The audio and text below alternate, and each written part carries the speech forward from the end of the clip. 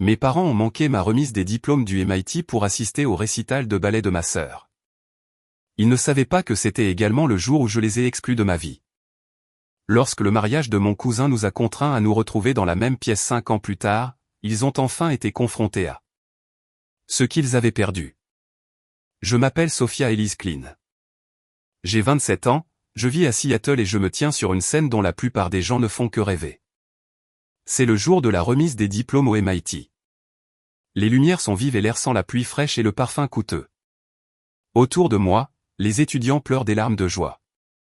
Ils serrent leurs parents dans leurs bras, lancent leurs chapeaux en l'air et prennent des photos qui resteront à jamais sur les cheminées. Moi, je ne pleure pas. Je fixe la rangée 12, les sièges A, B et C. Ils sont vides. Mes parents ne sont pas en retard. Ils ne sont pas coincés dans les embouteillages. Ils sont à 300 miles de là, assis dans l'auditorium chaud et bondé d'un lycée local. Ils ont choisi de regarder ma sœur cadette, Mera, se produire dans un récital de danse classique locale plutôt que de me regarder devenir ingénieur. J'ai travaillé dur pendant 4 ans pour ce moment.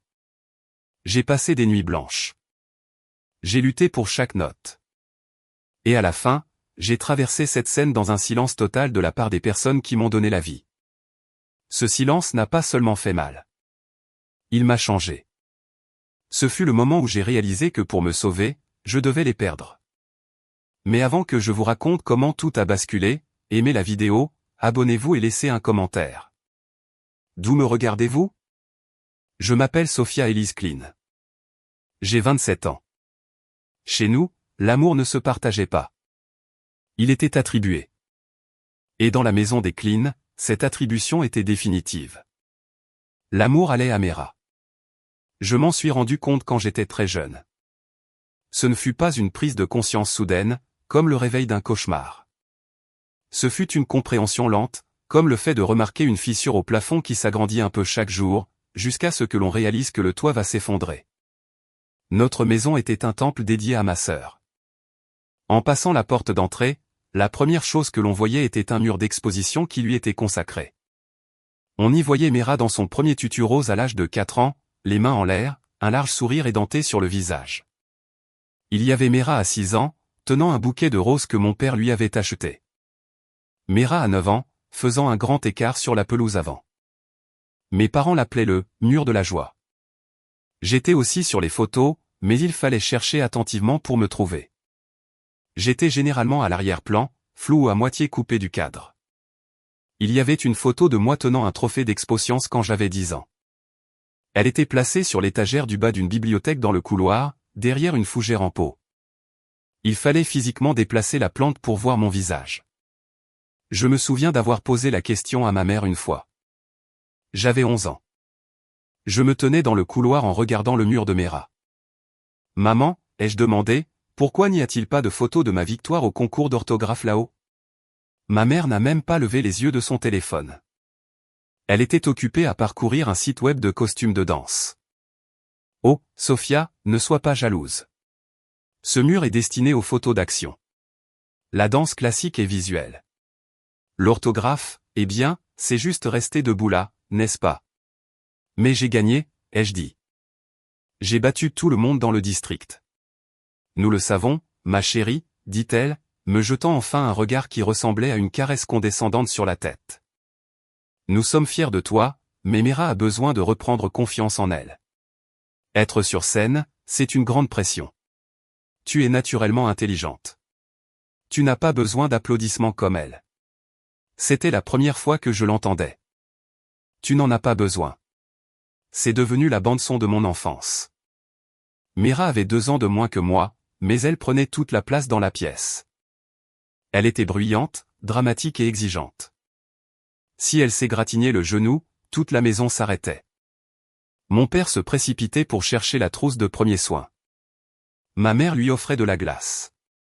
Et on me disait de me taire pour que Mera puisse se reposer. À 12 ans, je suis tombé de vélo et je me suis profondément entaillé le coude, au point d'avoir besoin de points de suture. Je suis entré dans la cuisine, le sang coulant le long de mon armure sur le linoléum. Ma mère était au téléphone avec le professeur de danse de Mera, se disputant au sujet d'un rôle en solo. Elle m'a vu, a couvert le téléphone de sa main et a chuchoté, « Sophia, s'il te plaît, ne saigne pas sur le sol. Enveloppe-le dans une serviette. Je dois gérer cette crise. » Ils essaient de donner le rôle du cygne blanc à cette fille Reynolds. Je suis resté là pendant 1 minute entière, tenant mon coude ensanglanté, attendant qu'elle raccroche. Elle ne l'a pas fait. Elle a continué à se disputer à propos du cygne blanc. Alors, je suis allé dans la salle de bain, j'ai lavé la coupure moi-même, je l'ai enveloppée dans une serviette de toilette et j'ai marché 3 pâtés de maison jusqu'à la clinique d'urgence. Je suis resté assise dans la salle d'attente seule pendant 2 heures. Quand le médecin a demandé où étaient mes parents, j'ai menti. Ils sont en route, ai-je dit. Ils sont juste coincés dans les embouteillages. Ils n'étaient pas dans les embouteillages. Ils étaient dans le salon en train d'analyser une vidéo des pirouettes de Mera. Quand je suis rentré à la maison ce soir-là avec 5 points de suture au bras, mon père a levé les yeux de la télévision. Où étais-tu? Le dîner était il y a 1 heure. Je suis allé chez le médecin, ai-je dit, en montrant mon bras bandé. J'avais besoin de points de suture. Il a eu l'air surpris, puis a soupiré. Tu aurais dû nous le dire, Sophia. Nous t'aurions emmené après l'analyse de la vidéo. Tu es si indépendante. Parfois, j'oublie que tu n'as que 12 ans. Il ne s'est pas excusé. Il m'a complimenté sur mon indépendance. C'était mon rôle. J'étais l'enfant facile, celle qui demandait peu d'attention. J'étais celle qui faisait ses devoirs toute seule, préparait son propre déjeuner et ne causait pas d'histoire. Je pensais que si j'étais parfaite, si je ne posais aucun problème, ils finiraient par me remarquer. Je pensais que si je leur rendais la vie plus facile, ils m'aimeraient pour cela. Je me trompais. Être facile à vivre ne les a pas poussés à m'aimer davantage. Cela m'a simplement rendu invisible. J'ai commencé à rester tard à l'école. J'ai rejoint le club de robotique, l'équipe de mathématiques, l'équipe de débat. Pas seulement parce que je les aimais, mais parce que le concierge de l'école, Monsieur Henderson, me posait plus de questions sur ma journée que mes propres parents. Tu travailles encore sur ce circuit imprimé, Sophia, me demandait-il en s'appuyant sur son balai. Tu vas devenir ingénieur, je le sens. J'espère bien, répondais-je. Tes parents doivent être ravis, disait-il. Je me contentais de sourire. Un sourire crispé et faux. Oui, ils sont ravis. J'ai appris à mentir pour les protéger. J'ai appris à faire semblant que ma famille était normale. Je n'ai pas dit à mes amis que mes parents avaient raté mon concert de chorale parce que Mera avait eu une urgence de costume. Une fermeture éclair coincée. Je ne leur ai pas dit que pour Noël, Mera avait reçu un nouvel ordinateur portable et moi une carte cadeau pour une librairie parce que, tu aimes lire et nous ne savions pas ce que tu voulais d'autre. Je suis devenue silencieuse. J'ai arrêté de demander des choses. J'ai arrêté de me demander, pourquoi pas moi, et j'ai commencé à me dire, ça n'a pas d'importance. Mais cela avait de l'importance. Cela importait chaque jour. À l'âge de 14 ans, je comprenais parfaitement la hiérarchie de notre maison. La carrière de danse de Mera, le bonheur de Mera, le confort de mes parents, le chien, Sophia. J'étais en dessous du chien. Au moins, ils achetaient de la nourriture de qualité pour le chien et le promenaient tous les jours. Moi, j'étais juste là. Une colocataire qui ne payait pas de loyer. Je me souviens très bien d'une nuit. J'étudiais pour un examen final de biologie à la table de la cuisine. Mera est entrée en pleurant parce qu'une fille à la danse avait dit que son chignon était mal fait. Ma mère a immédiatement lâché la spatule qu'elle utilisait pour préparer le dîner et s'est précipitée pour la serrer dans ses bras. « Oh, mon bébé, ne l'écoute pas », roucoula maman en caressant les cheveux de Mera. « Elle est juste jalouse. Tu es une étoile. »« Je veux de la glace », sanglota Mera. « Allons chez Dairy Queen. »« Bien sûr », dit papa en attrapant ses clés. « Allons te changer les idées. » Ils se dirigèrent vers la porte. « Maman, ai-je dit. Le dîner est sur la cuisinière. Ça brûle. »« Éteins-le, Sophia », cria-t-elle par-dessus son épaule. « Nous allons acheter quelque chose à manger. »« Tu veux quelque chose ? » ?»« J'ai un examen final de biologie demain, ai-je dit. J'ai besoin d'étudier. »« D'accord, eh bien, fais-toi un sandwich, dit-elle. Nous ne serons pas longs. La porte s'est refermée. La maison est devenue silencieuse. J'ai éteint la cuisinière.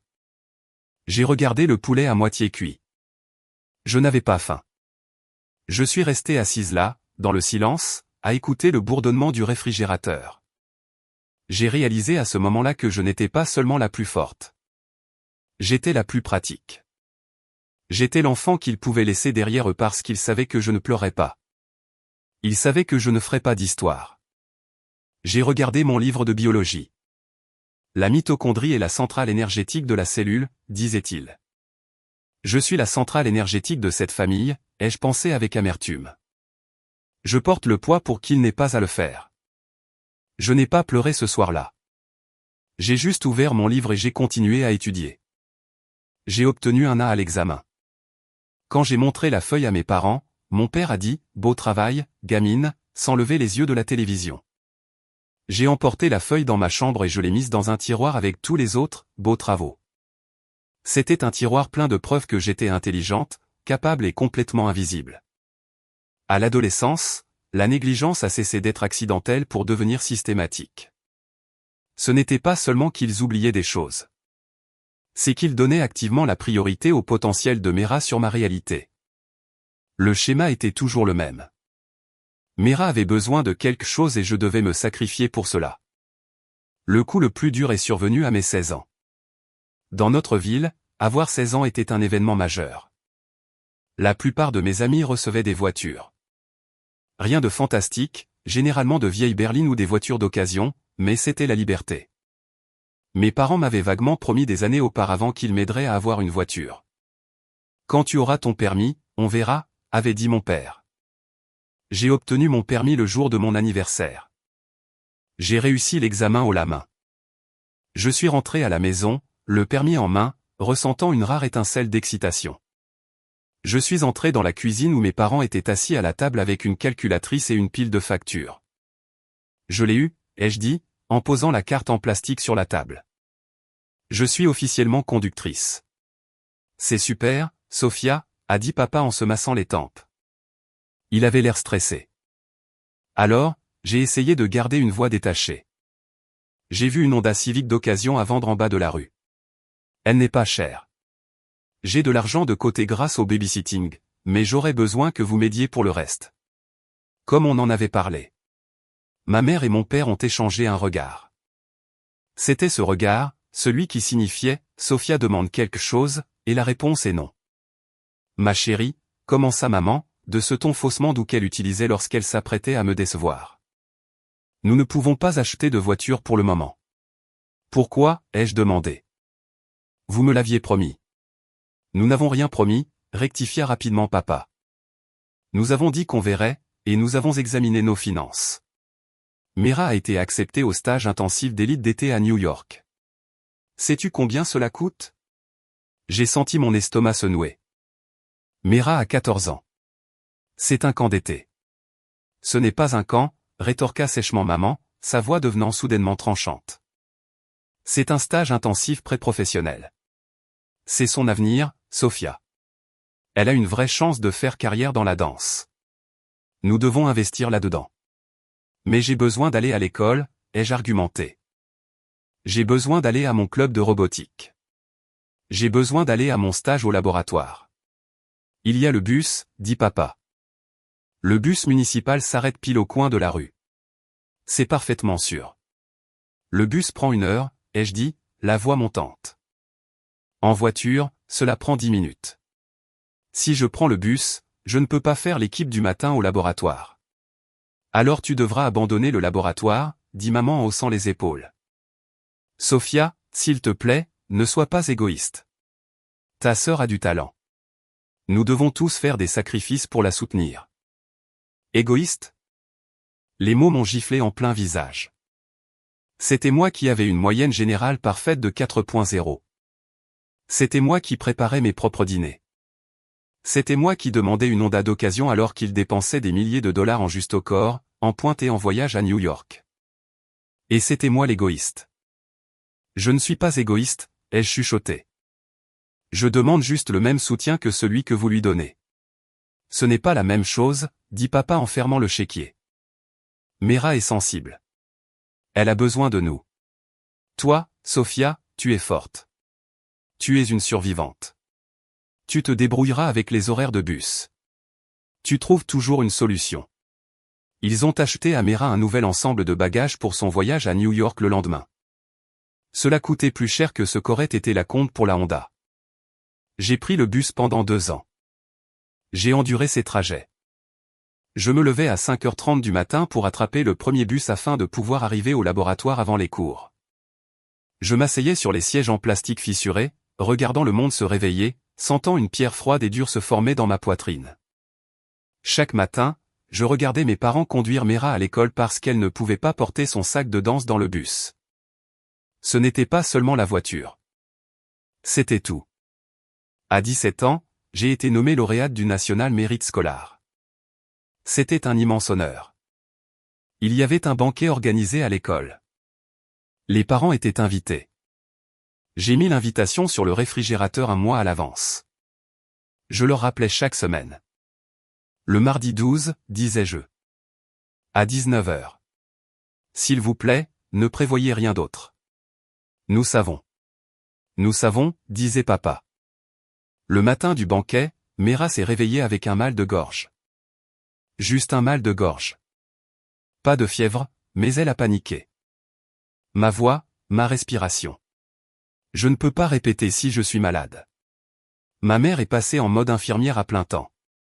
Tisane, humidificateur, couverture. À 18h30, je suis descendu, vêtu de ma jolie robe noire. Mes parents étaient sur le canapé. Papa lisait un magazine. Maman massait les pieds de Mera. Prêt à y aller, ai-je demandé. Papa a levé les yeux, confus. Aller où? J'ai senti le sang se retirer de mon visage. Le banquet. Le banquet des lauréats du National Merit Scholar. C'est ce soir. Oh, dit papa. Il regarda maman. C'est ce soir? Je ne peux pas laisser Mera, dit immédiatement maman. Elle est malade, Sophia. Elle a besoin de moi. Elle a un mal de gorge, ai-je dit, la voix tremblante. Elle a 15 ans, pas 5.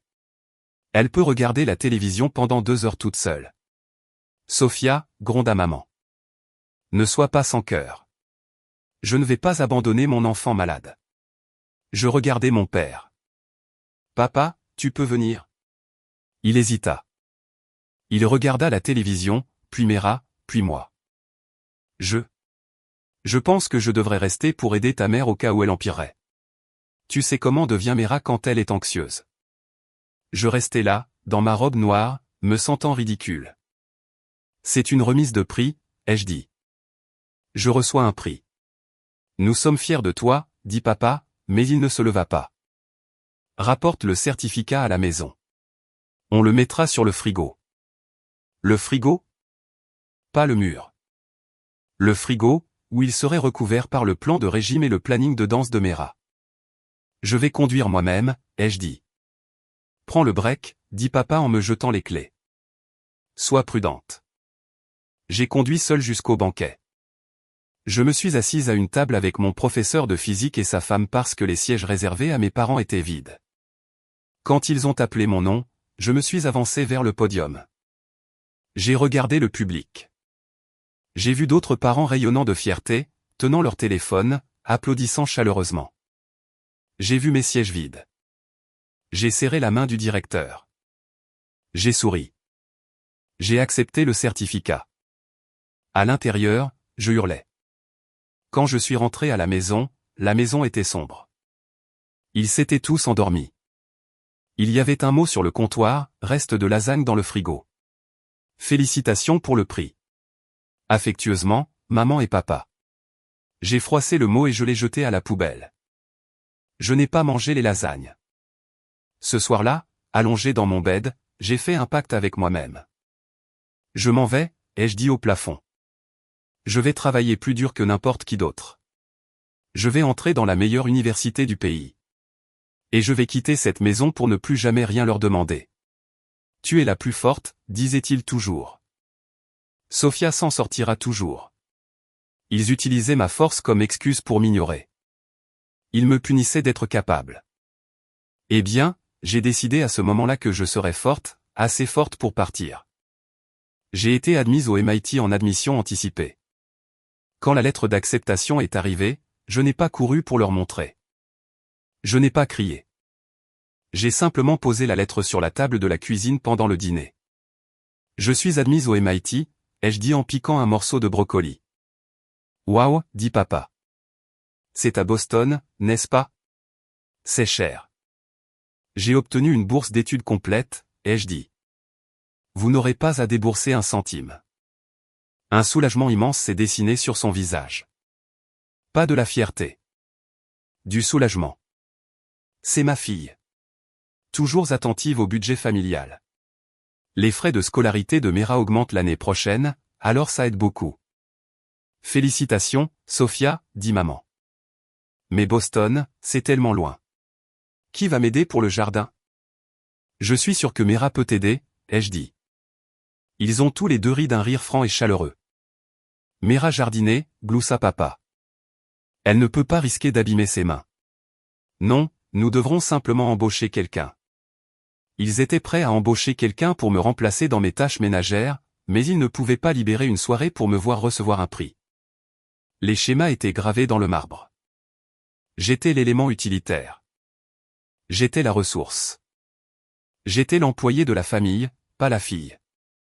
Et à l'approche de la fin du lycée, j'ai cessé d'attendre qu'il change. J'ai juste commencé à compter les jours. Mais j'étais naïve. Je pensais que les années de lycée étaient le pire. Je pensais qu'une fois parti à l'université, la distance arrangerait les choses. Je pensais que si je réalisais quelque chose de vraiment immense, comme obtenir un diplôme de la meilleure école d'ingénieur au monde, il finirait par me voir vraiment. Je me trompais. La plus grande blessure ne fut pas les coupures quotidiennes de l'enfance. Ce fut le coup de poignard final et brutal qui m'attendait 4 ans plus tard. Le jour de la remise des diplômes respirait le renouveau. L'air à Cambridge était frais, transportant l'odeur de la rivière Charles et des fleurs en fleurs sur le campus. C'était le genre de journée qui semblait écrite pour un film. Le soleil brillait mais sans excès. Le ciel était d'un bleu parfait, sans l'ombre d'un nuage. Pour mes camarades de classe, c'était le plus beau jour de leur vie. Nous obtenions notre diplôme du MIT. Nous avions survécu à 4 ans du programme d'ingénierie le plus difficile au monde. Nous avions passé des nuits blanches, pleuré sur des calculs, construit des robots qui avaient échoué, puis construit des robots qui fonctionnaient. Nous étions fatigués, mais triomphants. Je me tenais dans cette marée de robes noires, ajustant ma coiffe. Mon pompon me chatouillait la joue. Autour de moi, le bruit était assourdissant. Les parents criaient des prénoms, agitaient des pancartes et klaxonnaient. Il y avait une énergie frénétique et joyeuse alors que chacun essayait de repérer sa famille dans la foule immense. Je les vois, hurla mon ami David, agitant les bras en direction d'un groupe dans les tribunes. Maman, par ici. Il se tourna vers moi, le visage rayonnant. Sauf, tes parents sont déjà là? On devrait prendre une photo ensemble avec nos 2 familles. Mon estomac se noua. Je vérifiai mon téléphone pour la 10e fois en 10 minutes. Pas de message, pas d'appel manqué. Ils sont un peu en retard, mentis-je. Le mensonge avait un goût de cendre dans ma bouche. Probablement un retard de vol. Mince alors, dit David, mais il était trop heureux pour s'y attarder. Ils seront là pour la remise, en tout cas. C'est le plus important. J'acquiesçai. Oui, c'est le plus important. Je leur avais envoyé les billets 3 mois auparavant. J'avais réservé leur chambre d'hôtel moi-même en utilisant mes économies de mon stage d'été. J'avais envoyé l'itinéraire. Petit déjeuner à 8 heures, cérémonie à 10 heures, déjeuner à 13 heures. 2 jours plus tôt, ma mère m'avait appelé. Nous sommes si excités, ma chérie, avait-elle dit. Mais Mera a une répétition générale pour son spectacle de printemps la veille au soir. Nous risquons d'être fatigués. Ce n'est pas grave si vous êtes fatigués, avais-je dit. Soyez là, s'il vous plaît. Bien sûr, dit-elle.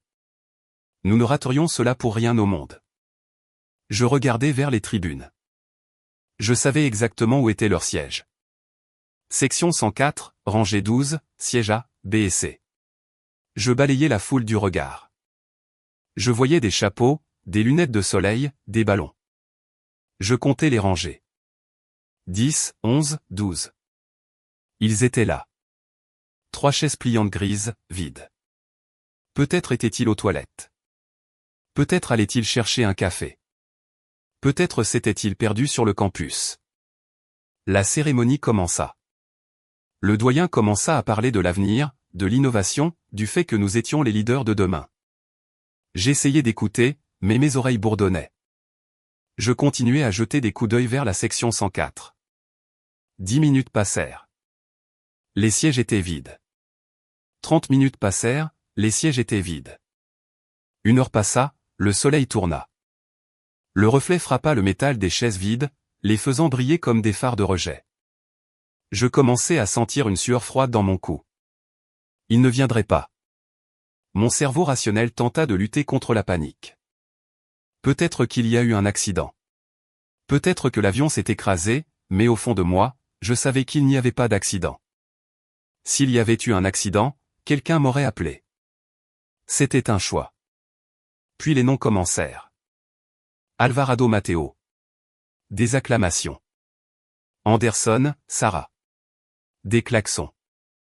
Baker, Emily. Un père hurlant, c'est ma fille. La file avançait. Je me rapprochais de la scène. Mon cœur battait la chamade, non pas d'excitation, mais d'effroi. J'allais monter sur scène devant des milliers de personnes, alors que les seules personnes qui comptaient pour moi étaient à des centaines de kilomètres. J'ai réservé 3 places, me chuchotai-je à moi-même. Je les ai réservées. C'était enfantin, comme garder une part de gâteau pour un ami qui ne vient jamais. Clean, Sophia. La voix de l'annonceur résonna dans les haut-parleurs. Je montai sur scène. Les projecteurs m'aveuglèrent. Je regardais l'océan de visages. Je regardais directement la section 104. Vide. Vide. Vide. Il y eut une onde polie d'applaudissements de la part du public général. Le genre d'applaudissements que des inconnus offrent par simple politesse. Mais il n'y eut pas de cris, pas de sifflets. Pas de « c'est ma fille ». Juste un silence creux et résonnant là où l'amour de ma famille aurait dû se trouver. Je serrai la main du doyen. Il me sourit, un sourire fier et générique. Félicitations, dit-il. Merci, dis-je. Ma voix était calme. Mon visage était un masque. Je traversai le reste de la scène. Je descendis les marches. Je retournai à ma place. Je ne pleurais pas. J'étais trop sous le choc pour pleurer. Je me sentais anesthésié, comme si l'on m'avait injecté une dose de novocaïne directement dans le cœur. Je restais assise là, serrant mon diplôme, ce morceau de papier qui prouvait que j'étais intelligente, dévouée et brillante. Mais en regardant ces chaises vides, je ne me sentais pas brillante. Je me sentais à nouveau comme cette petite fille dans le couloir, debout derrière la fougère, attendant que quelqu'un déplace la plante pour enfin me voir. Ils n'avaient pas seulement raté une cérémonie. Ils avaient manqué l'aboutissement de toute l'œuvre de ma vie jusqu'à ce jour. Ils avaient regardé ma plus grande réussite et avaient décidé qu'elle ne valait pas le prix d'un billet d'avion. J'assistais au reste de la remise des diplômes, 2 heures de plus. Je regardais chaque autre étudiant se faire serrer dans des bras chaleureux. Je vis des pères pleurer.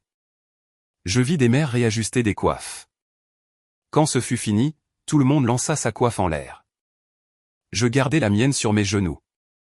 Je n'avais pas envie de célébrer. Je voulais juste disparaître. Après la cérémonie, le campus se transforma en une fête chaotique. Les familles étaient partout. Il y avait des pique-niques sur la pelouse, des bouchons de champagne qui sautaient et des flashs d'appareils photo à chaque seconde. Je m'éloignai de la foule. Je m'assis sur un banc tranquille près de la rivière, loin des rires. Je m'assis et sortis mon téléphone de ma poche. Je devais savoir. J'avais besoin d'entendre l'excuse. Était-ce un accident de voiture? Une crise cardiaque? Quelque chose qui rendrait cela pardonnable? Il y avait un message texte de maman. Je fixai l'écran pendant un long moment avant de l'ouvrir. Mon pouce flottait au-dessus de la notification. Je pris une grande inspiration, me préparant au pire. Je l'ouvris. Ma chérie, l'heure du récital de Mera a changé ce matin. C'était un changement de dernière minute. Nous ne pouvions pas rater cela. Elle avait le solo dans le deuxième acte. Elle était époustouflante. Sa façon de bouger, tout simplement incroyable. Nous fêterons cela avec toi quand tu viendras nous voir à la maison. Comment s'est passée ta petite cérémonie? Envoie des photos. Je le lus une fois. Puis je le relus. Le monde s'arrêta de tourner. Les bruits de la rivière, de la circulation, les acclamations lointaines. Tout s'estompa dans un bourdonnement sourd. J'analysais le message comme un spécimen de biologie. L'heure du récital de Mera a changé. Donc, ils avaient choisi. Ils avaient un conflit d'agenda et ils avaient fait un choix. La remise des diplômes du MIT ou un récital de danse locale. Ils avaient choisi la danse. Elle était époustouflante. Ils étaient là, dans cet auditorium de lycée surchauffé, à la regarder. Ils tenaient probablement des fleurs. Ils pleuraient probablement des larmes de joie pour ces pliés pendant que je traversais une scène seule. Nous fêterons cela quand tu viendras à la maison. Une pensée après coup, un bond pour plus tard sur ma propre vie. Petite. Ma remise des diplômes du MIT. Le résultat de 4 ans de travail acharné. Les nuits blanches au laboratoire. Les problèmes de physique qui m'avaient fait pleurer. La solitude de prendre le bus à 6 heures du matin. Les bourses que j'avais décrochées pour qu'il n'ait pas à payer. Tout cela réduit à une petite cérémonie. Comme s'il s'agissait d'une remise de diplôme de maternelle où l'on porte des chapeaux en papier parce que c'est mignon. Comme si c'était un passe-temps. Quelque chose en moi s'est brisé. Ce ne fut pas un bruit sec. Ce ne fut pas un cri. Ce fut la rupture silencieuse et interne d'un os qui avait été sous pression pendant 22 ans. Toute ma vie, j'avais trouvé des excuses pour eux. Ils sont occupés. Ils sont stressés. Mera a besoin de plus d'aide. Il m'aime, il le montre juste différemment. Je regardais à nouveau le texte. Comment s'est passée ta petite cérémonie? Ce n'était pas de l'amour. Ce n'était pas le montrer différemment. C'était du dédain. C'était un effacement émotionnel. Ils ne me voyaient pas. Ils ne voulaient pas me voir. Pour eux, j'étais juste un personnage d'arrière-plan dans le film de la vie de Mera. J'étais la figurante, et les figurants n'ont pas droit au projecteur, même quand ils les méritent. Je regardais la rivière. L'eau était sombre et coulait rapidement. Je réalisais alors que si je rentrais chez moi, si je retournais dans cette maison, rien ne changerait. J'arriverais avec mon diplôme du MIT et il me dirait, c'est bien, ma chérie, puis il me demanderait de me taire parce que Mera dormait. Je serais toujours, petite, à leurs yeux. J'ai senti une larme couler enfin sur ma joue. Elle était chaude et pleine de colère. Non, dis-je à haute voix. Le mot résonna étrangement à l'air libre. Non, répétai-je plus fort. Je n'étais pas petite. J'étais ingénieure. J'étais forte. J'étais une survivante. Et j'en avais fini de mendier des miettes à une table où je n'étais pas la bienvenue. Je ne répondis pas aux messages. Je n'écrivis pas un paragraphe furieux. Je ne les appelais pas en hurlant. Je regardais mon téléphone. J'allais dans mes contacts. Je cliquais sur maman. Je fis défiler vers le bas. Bloquer ce correspondant. Je cliquais sur papa. Je fis défiler vers le bas. Bloquer ce correspondant. Je cliquais sur Mera. Elle ne m'avait même pas envoyé de message. Elle était probablement trop occupée à être époustouflante. Bloquer ce correspondant. Je fixais l'écran. Les noms étaient grisés. Le lien était rompu. C'était terrifiant. J'avais l'impression de couper la corde qui me retenait au flanc d'une falaise. Mais alors que je restais assise là à regarder une équipe d'aviron fendre l'eau, un autre sentiment m'envahit. Le soulagement. Je n'avais plus à les attendre. Je n'avais plus à surveiller les sièges vides. Je n'avais plus à me battre pour l'étagère du bas de la bibliothèque. Je me levai. J'essuyai mon visage. Je ramassai mon diplôme. Je retournai vers ma chambre universitaire. J'avais beaucoup de cartons à faire. J'avais une offre d'emploi à Seattle, une ville à l'autre bout du pays, une ville où personne ne me connaissait en tant que sœur de Mera ou comme celle qui était facile à vivre.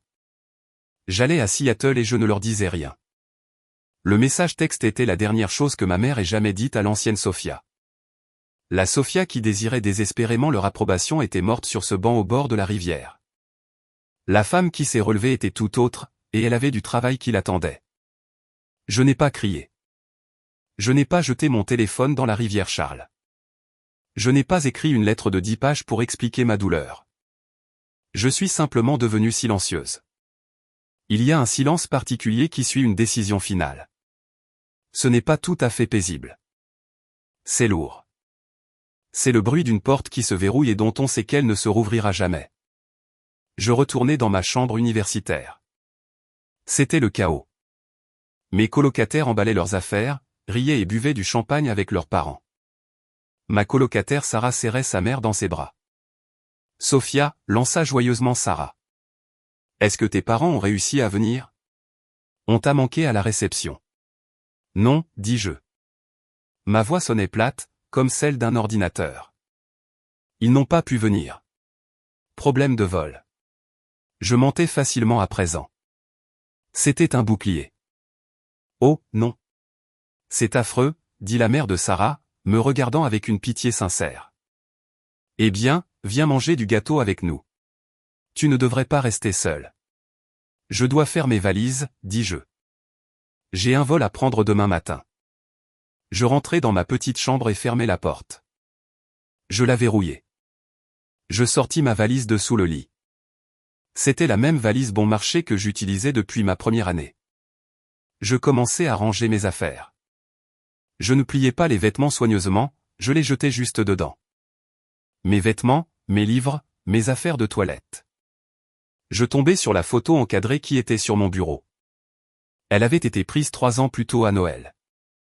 Mes parents étaient assis dans des fauteuils, souriant. Mes rats étaient assises par terre entre eux, tenant le chien. Je me tenais debout derrière le fauteuil, la moitié de mon visage obscurci par une ombre. Je regardais la photo. Je regardais leur sourire. Ils avaient l'air si heureux. Ils ressemblaient à une famille parfaite. Je réalisais que je ne faisais pas partie de cette famille. J'étais la photographe. J'étais l'observatrice. J'étais l'ombre. Je sortis la photo de son cadre. Je ne la déchirai pas. Cela aurait été trop théâtral. Je la jetai simplement dans la poubelle à côté de mon bureau. Puis je jetai une tasse de café vide par-dessus. Des déchets. Juste des déchets. Je finis mes valises. Je regardais autour de moi. 4 ans de ma vie tenaient dans 2 valises et un sac à dos. Je m'assis sur le matelas nu. Mon téléphone était sur la table de chevet. Il vibra une fois. Un texto de Mera, tu as vu les photos que j'ai envoyées? Les fleurs étaient énormes. Je ne l'ouvris pas. Je pris le téléphone. J'allai dans les paramètres. Je changeai mon numéro. Cela prit 5 minutes. Je me connectai à l'application de mon opérateur, payai des frais de $15 et sélectionnai un nouveau numéro avec un indicatif régional de Seattle. L'ancien numéro, celui que mes parents avaient, celui que Mera avait, celui à côté duquel j'avais attendu pendant des années, espérant un appel significatif, avait disparu. Déconnecté. S'ils m'appelaient maintenant, ils entendraient un enregistrement, le numéro que vous avez composé n'est plus attribué. C'était le message le plus honnête que je pouvais leur envoyer. Je n'étais plus en service. Je ne servais plus leurs besoins, leur ego ou leur emploi du temps. Je commandai un taxi pour 4 heures du matin. Je ne dormis pas. Je restais allongé dans l'obscurité, fixant le plafond, écoutant la fête au bout du couloir. Je me sentais comme un fantôme. J'avais l'impression d'être déjà morte et d'attendre simplement de passer dans l'au-delà. Le trajet en taxi jusqu'à l'aéroport de Logan fut un flou de lampadaires et d'autoroutes sombres. Le chauffeur ne parla pas, ce dont je lui fus reconnaissante. À l'aéroport, j'enregistrai mes bagages. Je passai la sécurité. Je m'assis à la porte d'embarquement. J'attendais que la panique m'envahisse. J'attendais de me sentir coupable. J'attendais que la petite voix dans ma tête, la voix de ma mère, dise « Sophia, tu es dramatique. Tu es égoïste. » Mais la voix ne vint pas. À la place, il n'y avait qu'une froide et dure résolution. Je montai à bord de l'avion. Je pris un siège côté hublot. Alors que l'avion décollait, je regardais Boston rétrécir sous mes yeux.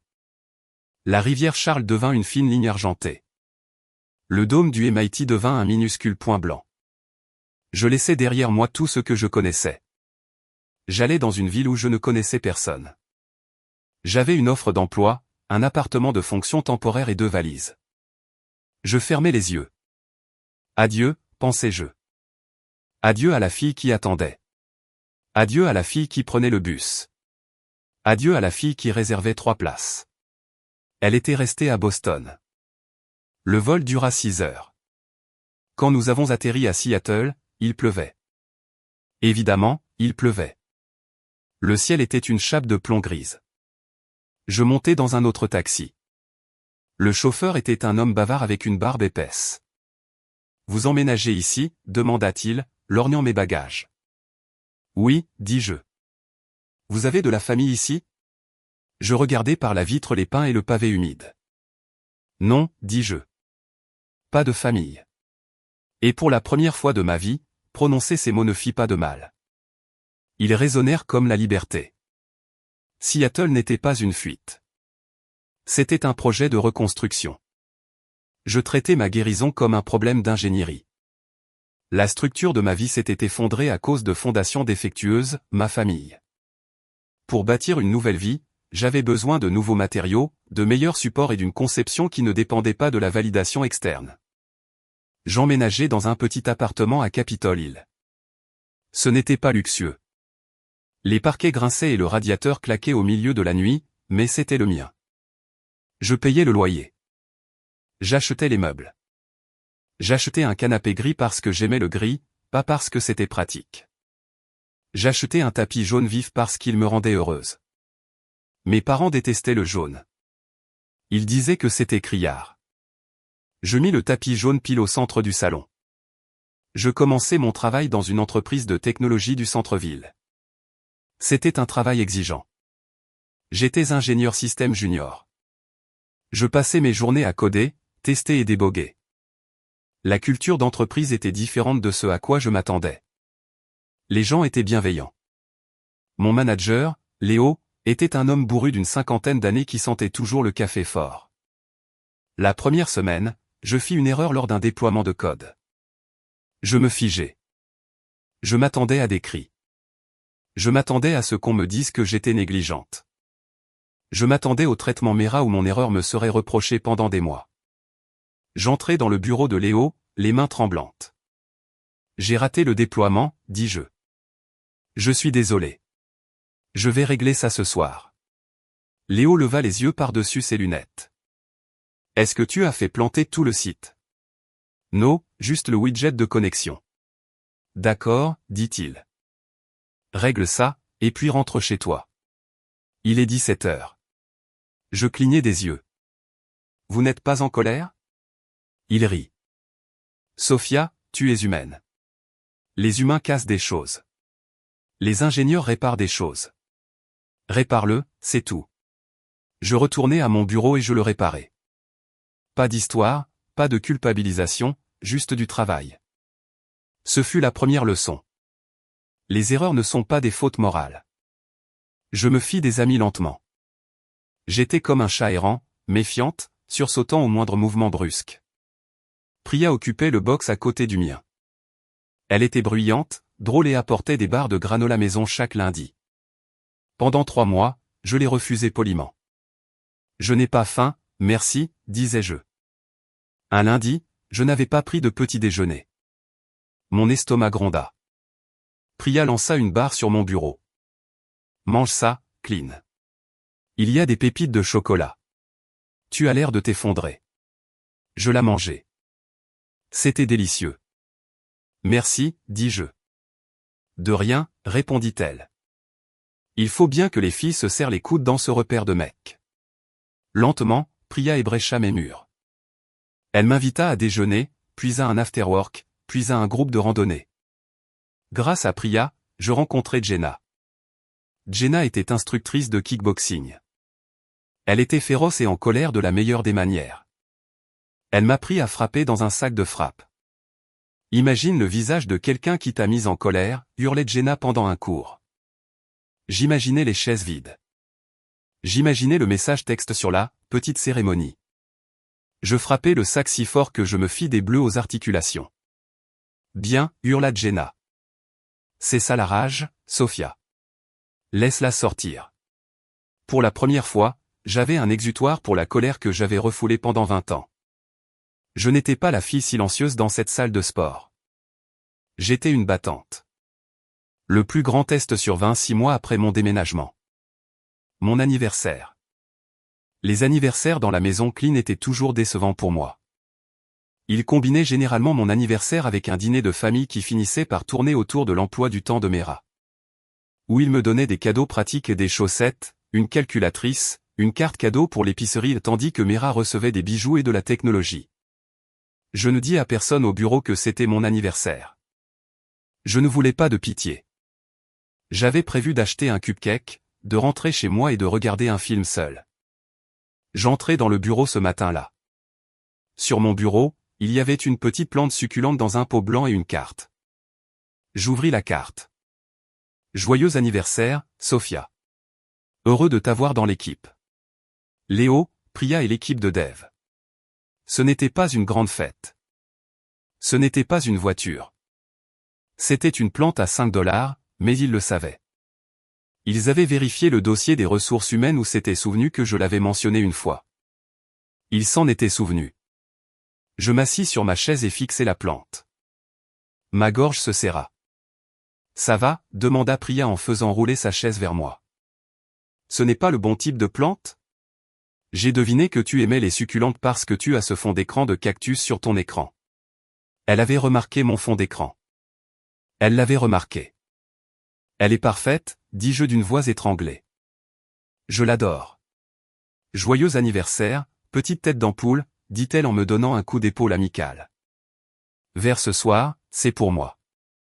Ce soir-là, entouré de gens que je connaissais depuis moins d'1 an, je me sentis plus visible que je ne l'avais été en 2 décennies avec ma famille. Je réalisais quelque chose de profond. La famille n'est pas une question de sang. La famille est une question de comportement. Ces gens ne partageaient pas mon ADN. Ils ne me devaient rien, mais ils étaient présents. Ils faisaient attention. J'arrêtais de consulter mon ancienne adresse email. J'arrêtais de me demander si mes parents me cherchaient. Je me concentrais sur ma carrière. Je fus promu après 1 an. J'animais une équipe pour concevoir à nouveau l'infrastructure de base de l'entreprise. Je déposais 2 brevets. J'achetais une voiture plus récente, une Subaru, parce que tout le monde à Seattle en avait une et que je pouvais me l'offrir moi-même. J'ai laissé pousser mes cheveux. J'arrêtais de porter les vêtements gris et ternes que ma mère m'achetait toujours parce qu'ils ne montraient pas la saleté. Je commençais à porter des couleurs, des bleus profonds, des verts émeraudes. Je devins Sophia, tout simplement Sophia, pas la sœur de Mera, pas la déception. J'étais heureuse. C'était un bonheur calme et régulier. Ce n'était pas le drame frénétique et intense de mon enfance. C'était ordinaire et c'était magnifique. Puis la lettre arriva. Cela faisait 5 ans, 5 ans de silence, 5 ans de paix. L'enveloppe était lourde, de couleur crème avec une calligraphie argentée.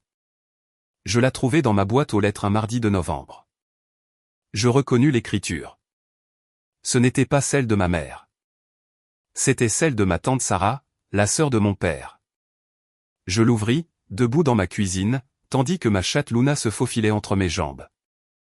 Vous êtes cordialement invité au mariage de Daniel James Clean et Emily Rose Porter. Daniel, mon cousin Daniel. Mon cœur s'adoucit. Daniel était la seule personne de ma famille élargie à avoir jamais été gentil avec moi. Quand nous étions enfants lors des réunions de famille, pendant que les adultes s'extasiaient sur Mera, Daniel s'asseyait avec moi sur le porche pour jouer aux cartes. Il ne m'avait jamais traité comme l'invisible.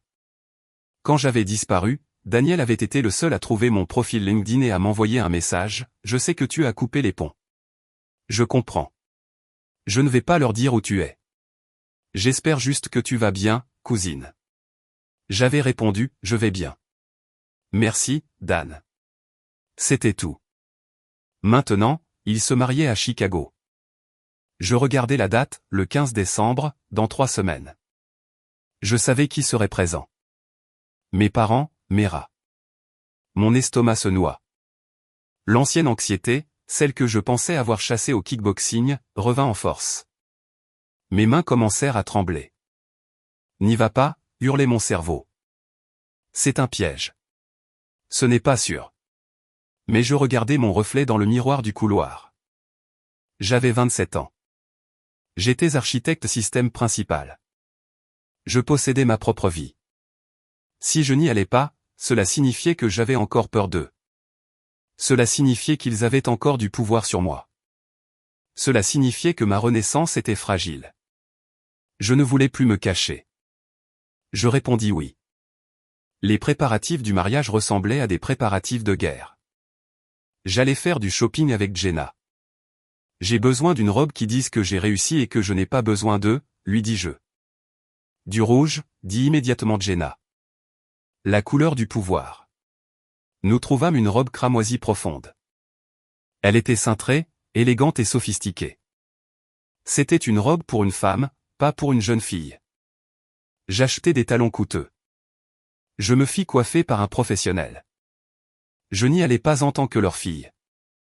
J'y allais en tant qu'invité. Je m'envolai pour Chicago le matin du mariage. Je louai une voiture. Je réservai une chambre d'hôtel de l'autre côté de la ville par rapport au lieu de la réception, pour qu'il y ait 0 chance de les croiser au petit déjeuner. Je conduisis jusqu'à l'église. Mon cœur martelait ma poitrine comme un oiseau en cage.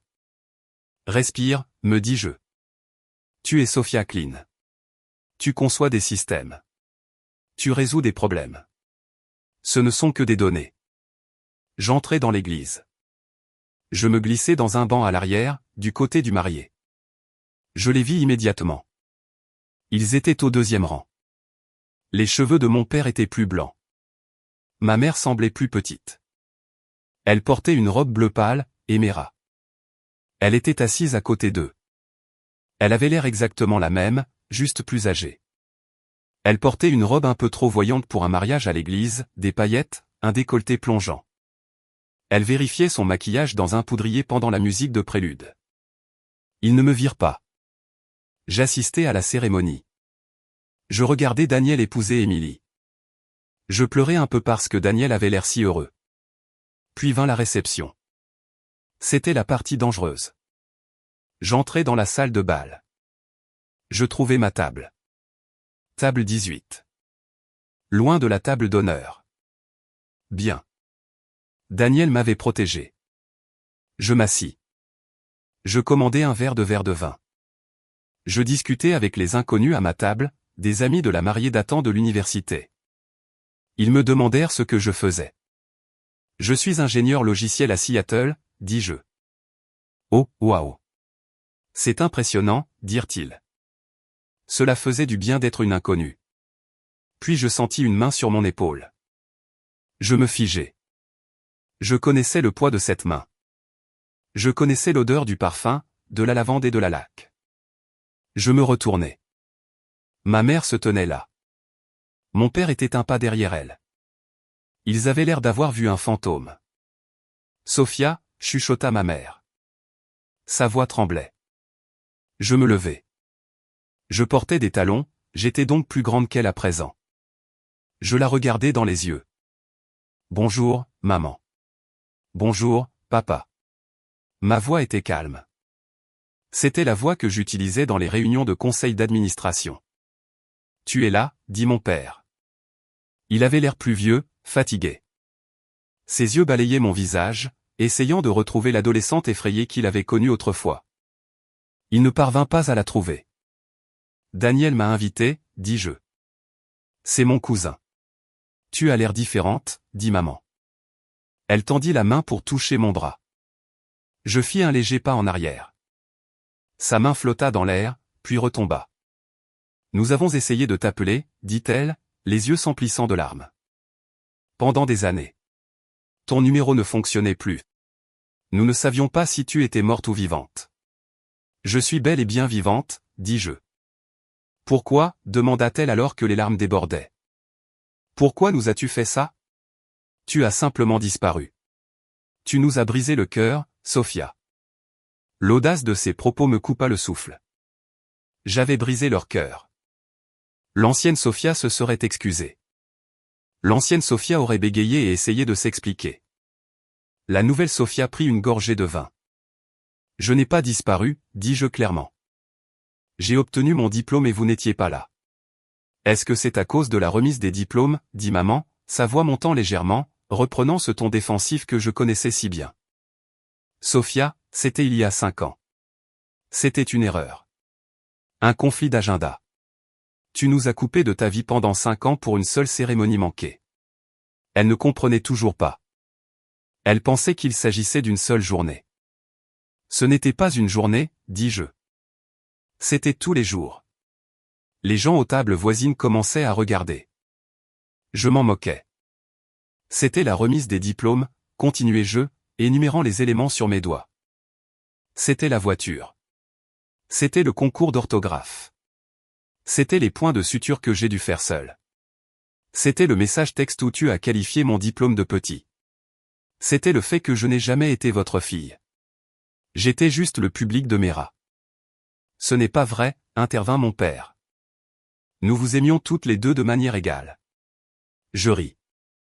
C'était un rire sec et sans humour. Papa, dis-je, sois honnête juste pour cette fois. Sois un homme de chiffres. Regarde les données. Qui a un mur de photos? Qui a eu la voiture? Qui a eu l'attention? Qui a eu les sièges vides? Il ouvrit la bouche pour argumenter, puis la referma. Il regarda mes rats, qui étaient au bar, riant bruyamment, sans même les chercher du regard. Puis il me regarda, debout, droite, brillante et complètement froide. La vérité le frappa de plein fouet. Je la vis s'installer sur son visage. Nous avons fait de notre mieux, sanglota maman. Être parent, c'est difficile. Je sais que c'est difficile, dis-je. Mais vous n'avez pas seulement échoué. Vous n'avez même pas essayé avec moi. Vous l'avez choisi, elle, encore et encore. Et c'est votre droit de choisir. Je me penchai un peu plus près. Mais c'est aussi mon droit de choisir, et j'ai choisi de partir. Ma mère avait l'air anéantie. Elle semblait si petite. La figure géante et terrifiante de mon enfance n'était plus qu'une vieille femme dans une robe bleue qui réalisait qu'elle avait fait une erreur qu'elle ne pouvait pas réparer. Est-ce qu'on peut réparer ça? Demanda mon père. Est-ce qu'on peut repartir à zéro? Je l'ai regardé. Je ressentis un pincement de tristesse. Les parents me manquaient, mais c'était l'idée de parents qui me manquait. Ces personnes-là ne me manquaient pas. Je ne sais pas, dis-je honnêtement. S'il te plaît, chuchota maman. Débloque-nous, simplement. Laisse-nous te parler. Je vais y réfléchir, dis-je. Je me retournai vers ma table. Bon mariage. Je m'assis. Mes mains tremblaient légèrement, mais mon cœur était calme. J'avais affronté les monstres, et ce n'étaient pas des monstres. C'étaient juste des gens imparfaits, égoïstes et tristes, et j'étais libre. Le lendemain matin du mariage, je me réveillai dans ma chambre d'hôtel avec un mal de tête. Ce n'était pas la gueule de bois. C'était une gueule de bois émotionnelle. L'adrénaline de la confrontation avec mes parents était retombée, me laissant un sentiment de vide et d'épuisement. Je commandai un service d'étage, du café, des toasts, des fruits. Je m'assis près de la fenêtre, regardant la silhouette grise de Chicago, observant les flocons de neige tourbillonner contre la vitre. Mon téléphone sur la table de chevet vibra. C'était un numéro inconnu, un indicatif de Chicago. Je savais de qui il s'agissait. Je fixai l'écran. Mon instinct était d'ignorer l'appel. Je pouvais faire mes valises, conduire jusqu'à l'aéroport, m'envoler pour Seattle et faire comme si la veille n'avait jamais existé. Je pouvais disparaître à nouveau. C'était facile maintenant. Je savais comment faire. Mais quelque chose m'arrêta. Fuir était ce que je faisais quand j'étais impuissante. Je n'étais plus impuissante. Je décrochai. Allô, Sophia. C'était mon père. Sa voix semblait enrouée, comme s'il n'avait pas dormi. Bonjour, papa, dis-je. Il y eut un long silence au bout du fil. Je l'entendais respirer. J'entendais le bruit de fond lointain de la télévision. Probablement les informations. Cela semblait si chaleureux, si normal. Cela me serra le cœur. J'ai eu ton numéro par Daniel, dit-il. J'espère que ça ne te dérange pas. Je l'ai un peu forcé, à vrai dire. Ce n'est pas grave, dis-je. Ta mère dort, dit-il. Elle a pleuré toute la nuit. Je ne dis rien. Je ne proposais aucun réconfort. Ce n'était plus mon rôle. Je voulais t'appeler, continua-t-il, sa voix se brisant légèrement, parce que je n'arrivais pas à dormir. Je n'arrêtais pas de penser à ce que tu as dit sur les données. Mon père était comptable. Il comprenait les chiffres. Il comprenait les registres. Je suis resté assis toute la nuit, dit-il. Et j'ai fait une liste dans ma tête des 10 dernières années. Il fit une pause. Je n'arrivais pas à me souvenir de ton discours de remise des diplômes du lycée, chuchota Théil. Je sais que j'y étais. Je sais que tu en as fait un, mais tout ce dont je me souviens, c'est de m'être inquiété pour les chaussures de Mera parce qu'elles lui faisaient mal aux pieds. Je fermais les yeux. L'entendre l'admettre était une délivrance, mais c'était aussi une nouvelle blessure. Je m'en souviens, dis-je doucement. J'ai parlé de résilience. Oui, dit-il. Un lourd soupir traversa le combiné. C'est vrai. Et tu l'as vécu. Pourquoi appelles-tu, papa, demandai-je. J'avais besoin de connaître son but. Pour te dire que tu avais raison, dit-il. Les mots sortirent d'un trait, comme s'il devait les prononcer avant d'en perdre le courage. Tu avais raison, Sophia. Nous t'avons délaissé. Nous nous sommes tellement laissés emporter par l'agitation autour de Mera. Elle était si bruyante. Ses problèmes étaient si grands, et toi, tu étais si tranquille. Tu as fait en sorte qu'il soit facile pour nous de t'ignorer, et nous avons choisi la facilité. Je n'étais pas tranquille parce que je le voulais, dis-je. J'étais tranquille parce que personne ne m'écoutait. Je sais, dit-il. Je le sais maintenant. Et en te voyant hier soir, en voyant la femme que tu es devenue. Mon Dieu, Sophia, tu as bâti tout un monde sans nous. Tu as réussi. Tu es forte. Tu es confiante. Il prit une inspiration saccadée. Et le pire, c'est que tu as dû l'être. Nous ne t'avons pas aidé à bâtir tout cela. Tu l'as fait malgré nous. Oui, dis-je. Je l'ai fait. Je suis tellement désolé, pleura Théil. C'était la première fois que j'entendais mon père pleurer. Je suis tellement désolé. Je restais là, le téléphone à l'oreille, à écouter ses sanglots. 5 ans plus tôt, ses excuses auraient tout arrangé. 5 ans plus tôt, je me serais précipité pour le consoler. J'aurais dit, ce n'est pas grave, papa. Je te pardonne. Mais je n'avais plus 22 ans. Merci de me dire cela, dis-je. Ma voix était douce mais ferme. J'avais besoin de l'entendre. Est-ce qu'on peut réparer ça, demanda-t-il encore, la détresse dans la voix. Est-ce qu'on peut venir te voir à Seattle? Est-ce qu'on peut faire partie de ta vie? Je veux voir ton appartement. Je veux rencontrer tes amis. Je regardais par la fenêtre la neige tomber. Je pensais à mon tapis jaune. Je pensais à Léo et Priya. Je pensais à la paix que j'avais construite.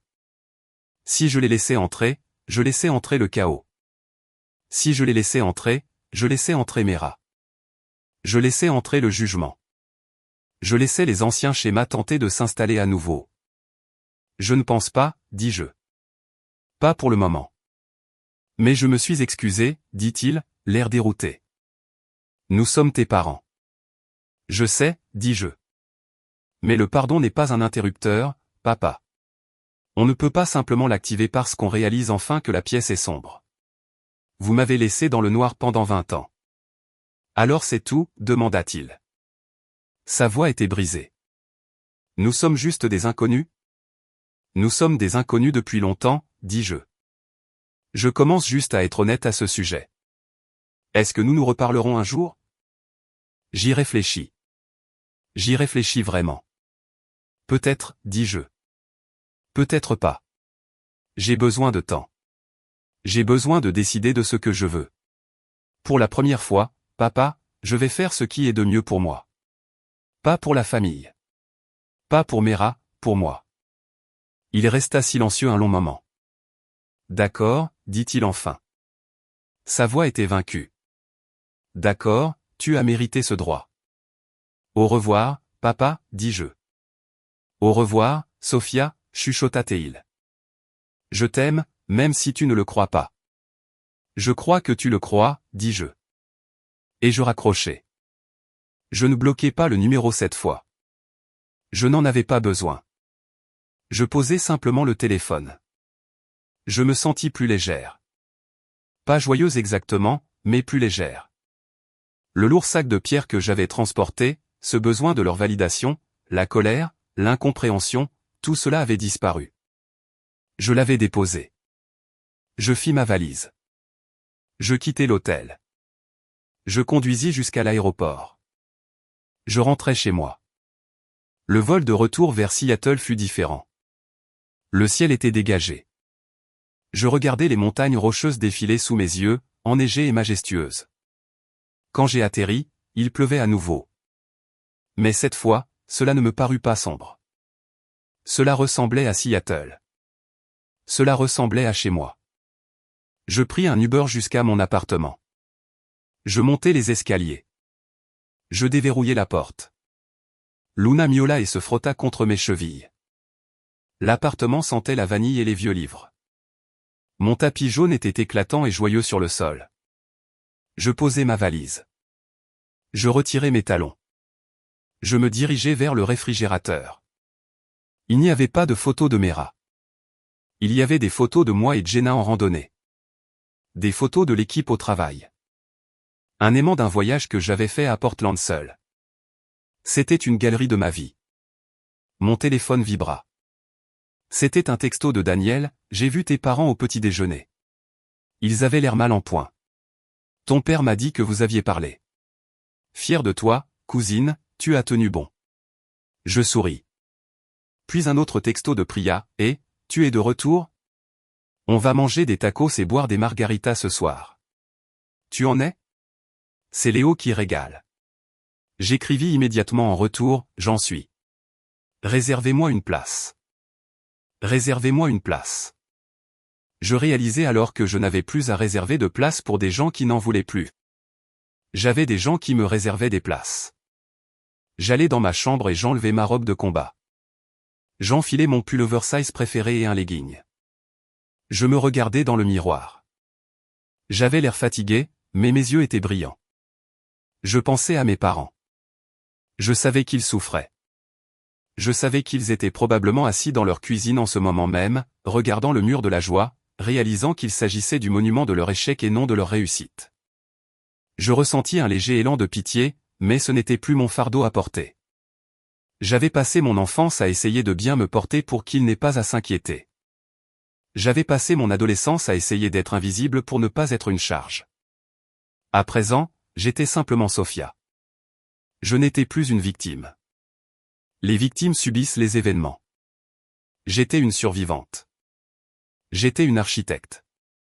J'étais une femme qui avait traversé le feu de la négligence et qui en était ressortie forgée dans l'acier. J'attrapais mes clés. J'embrassai Luna sur la tête. Je sors, dis-je à la chatte. Je vais retrouver ma famille. Passai la porte et sortis sous la pluie. L'eau fraîche faisait du bien sur mon visage. Je marchais vers le restaurant de tacos, le pas léger, la tête haute. Je n'avais pas gagné au moment où ils s'étaient excusés. Je n'avais pas gagné au moment où je les avais affrontés. Je gagnais à cet instant précis, dans ce moment calme et pluvieux. Je gagnais parce que je marchais vers des gens qui m'aimaient, dans une ville que j'avais choisie, vivant une vie qui m'appartenait enfin, complètement. Si vous avez déjà été la plus forte, celle qu'on ne voit pas, celle qui attend un amour qui ne vient jamais, écoutez-moi. Arrêtez d'attendre. Arrêtez de réserver des places. Arrêtez de vous faire tout petit. Faites vos valises. Bloquez le numéro. Bâtissez votre propre maison. D'ici, la vue est magnifique.